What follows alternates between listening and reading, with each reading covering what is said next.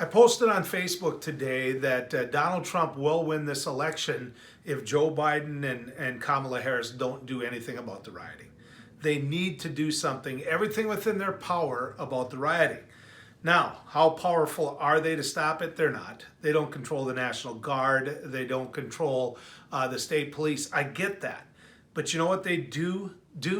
They connect with the black community and the black leaders. So what they need to do is use that power to have a conversation and maybe get the black community very active against the rioters. In fact, I would use force. If I were governor of any one of those states where the riots were going on, I would use force. There'd be a lot of arrests, and there'd be a lot of arrests at the same time. And I'll tell you, I'm not a conspiracy theorist, but I'd be really curious as to who gets arrested. If you want to be the president, you got to lead.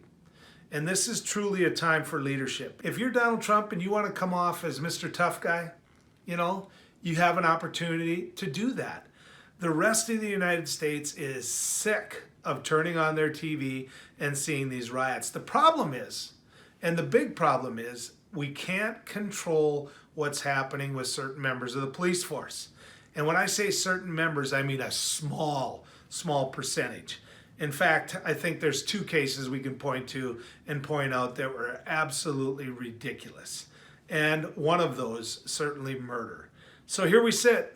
Here we sit at a time for leadership and people that want a job where they're going to be these nation's leaders. It's time for action. I'm Joel Heitkamp from the Mighty 790, KFGO.